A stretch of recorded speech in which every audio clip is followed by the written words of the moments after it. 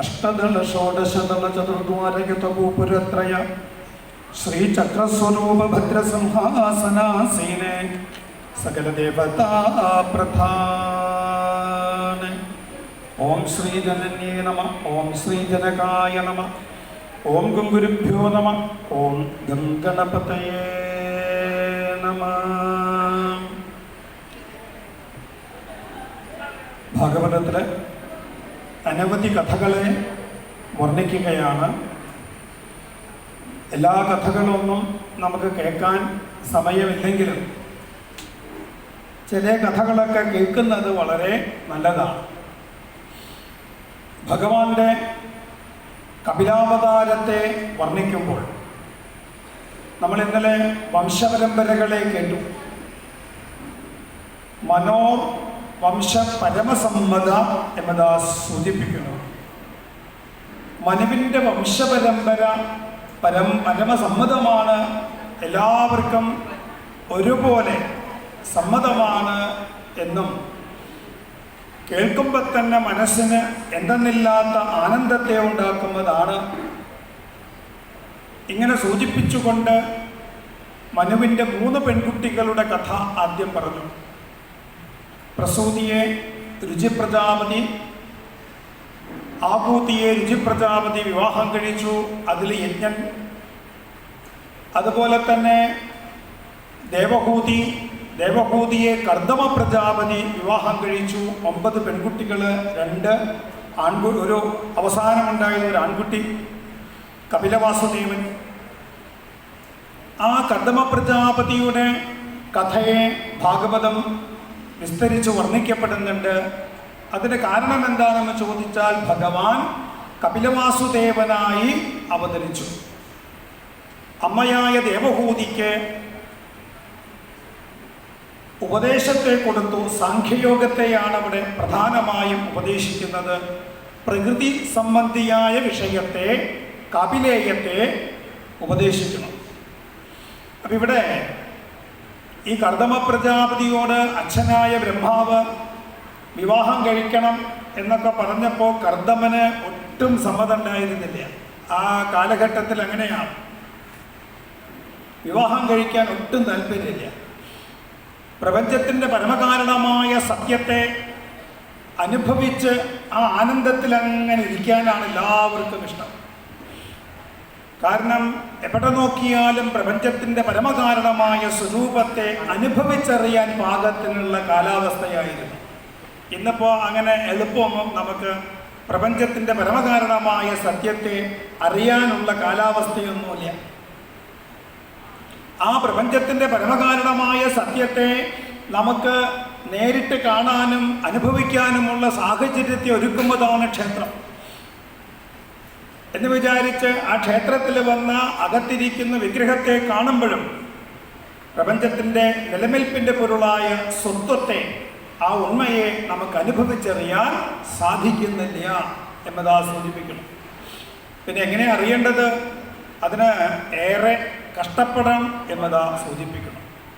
നിരന്തരമായിട്ട് ഭഗവാന്റെ അവതാര കഥകൾ കേൾക്കുക, നിരന്തരമായിട്ടുള്ള ശ്രവണത്തിൻ്റെ ഫലമായിട്ട് ചിത്തത്തിൽ ചിത്തശുദ്ധി വരും.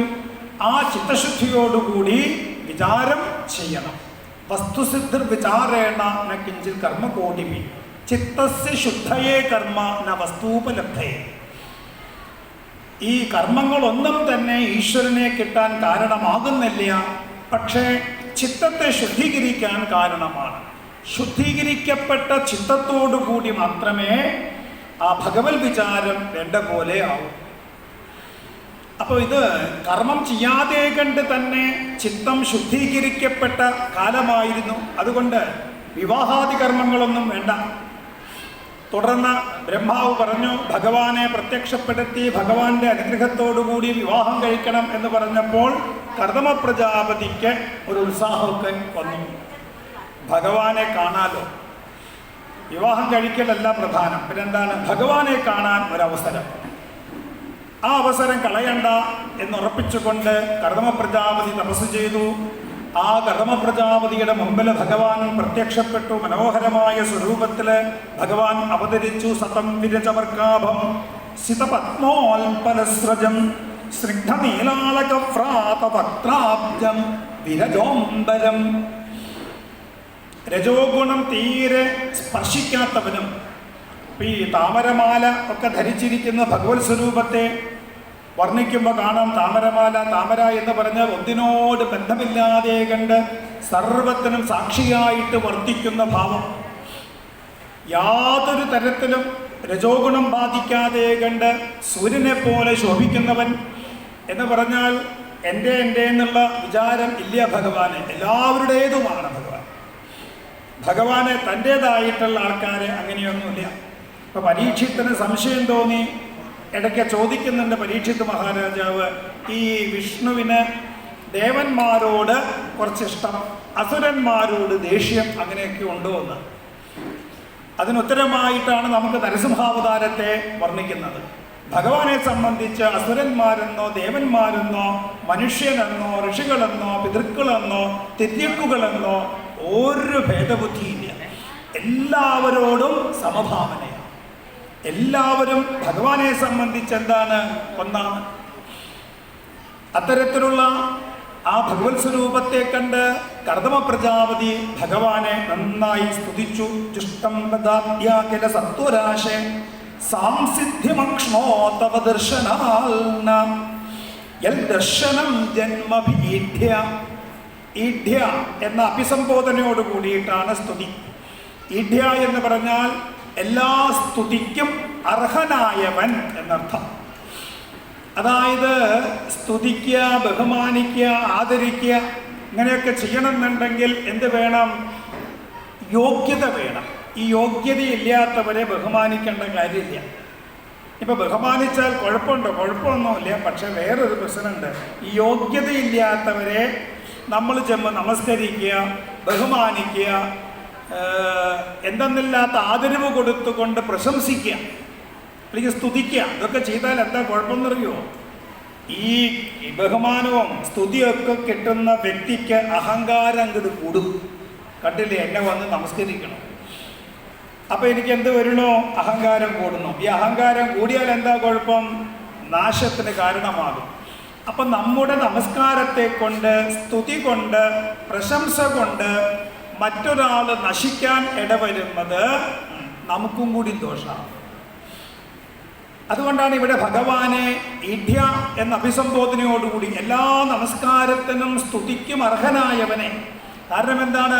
ഭഗവാനെ എത്ര നമസ്കരിച്ചാലും എന്തൊക്കെ സ്തുതിച്ചാലും ഭഗവാനെ ഒരേപോലെയാണ്. നമുക്കങ്ങനെയല്ലല്ലോ. അതുകൊണ്ടാണ് അർഹത വേണം എന്ന് പറയാൻ കാരണം. ഇത്തരത്തിൽ ആ ഭഗവാനെ നന്നായിട്ട് സ്തുതിച്ചു. ഏതൊരു വസ്തുവും നമുക്ക് ലഭിക്കണമെങ്കിൽ കിട്ടേണ്ടത് ഭഗവത് പാദാരവിന്ദത്തെയാണ്. ആ ഭഗവത് പാദാരവിന്ദം ലഭിച്ചു കഴിഞ്ഞാൽ പാദാരവിന്ദം ഭവസിന്ധു ബോധം, ഈ സംസാരമാകുന്ന സമുദ്രത്തെ മറികടക്കാൻ ഇതേപോലൊരു തോണി വേറെയില്ല. എന്നിട്ട് ആ പാദാരവിന്ദം കിട്ടിയിട്ടും നിസാരമായ കാര്യങ്ങൾക്ക് വേണ്ടി ഭഗവാനെ നമ്മൾ സ്തുതിക്കുന്നുണ്ടല്ലോ, പ്രാർത്ഥിക്കുന്നുണ്ടല്ലോ. ഈ വിഷയത്തെ ഇവിടെ സൂചിപ്പിച്ചു. കാരണം എന്താണ്?